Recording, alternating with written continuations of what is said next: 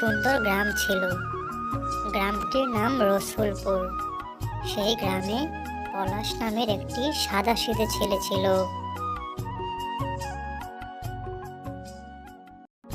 প্রতিদিনের মতো আজও পলাশের গরুটি মাঠে চড়তে লাগলো।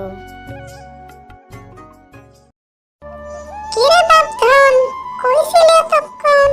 বেলা যে পড়ে এলো, খাইতে চল। হ্যাঁ মা, তাড়াতাড়ি ভাত দাও, আমার আবার গরু আনতে যাওয়া লাগবো। কি গো পলাশের মা, আজ মনে হচ্ছে তোমার মনটা অনেক ভালা। এর লাইগেই বুঝি এত খাবারের আয়োজন। সে যাই হোক, বড্ড খিদা লাগছে, আজ পেট পুরে খাবো। খাও খাও, পেট ভরে খাও। আমারও তো মন চাই তোমাদের ভালো মন্দ করে খাওয়াতে, কিন্তু সময়ের জন্য আর পারলাম কই। সারাদিন পুরা টাকা লাগে সংসারের কাজ নিয়ে, তাই ইচ্ছা থাকলেও ভালো মন্দ খাওয়াতে পারি না। এদিকে পলাশ খাওয়া দাওয়া শেষে মাঠে খেলতে আসে এবং গরু নেওয়ার কথা ভুলে যায়।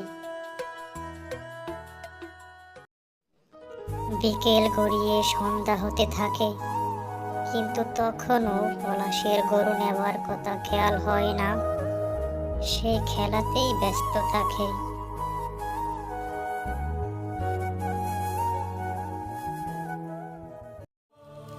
দেখতে দেখতে রাত হয়ে এলো এবং বিশাল একটি বাঘ ভয়ঙ্কর একটি জঙ্গলে পলাশের গরুটিকে মজা করে খাচ্ছে।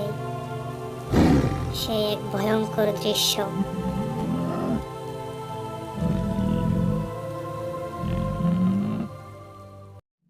অবশেষে পলাশ গরুটিকে খুঁজতে খুঁজতে গভীর বনে চলে আসে। অনেক খোঁজার পর সে দেখলো বিশাল একটি বাঘ তার গরুটিকে চিরে চিরে খাচ্ছে। এই দৃশ্য দেখে পলাশ সেখান থেকে দ্রুত কেটে পড়ে। বাড়িতে এসে পলাশ লোমহর্ষকর ঘটনা বর্ণনা করে, এতে তার বাবা মাও ভয় পেয়ে যায়। পরদিন সকালে পলাশের বাবা সিদ্ধান্ত নিল গত রাতের ঘটনাটি রাজাকে জানাবে। সবই শুনলাম বিমল, এই বাঘের যন্ত্রণায় আমার রাজ্য অতিষ্ঠ হয়ে পড়েছে। এবার হবে কঠিন প্রতিশোধ। আমি এখনই সৈন্যদের প্রস্তুত করছি। রাজার নির্দেশ মতো বিশাল সৈন্যবাহিনী বাঘ শিকারে চলে যায়। দলপতি বাঘটিকে একটি মাত্র গুলিতেই নির্মমভাবে হত্যা করে।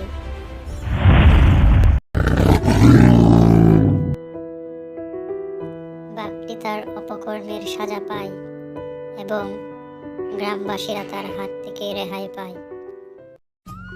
তারপর থেকে গ্রামবাসীরা আবার সুখে শান্তিতে বসবাস করতে থাকে।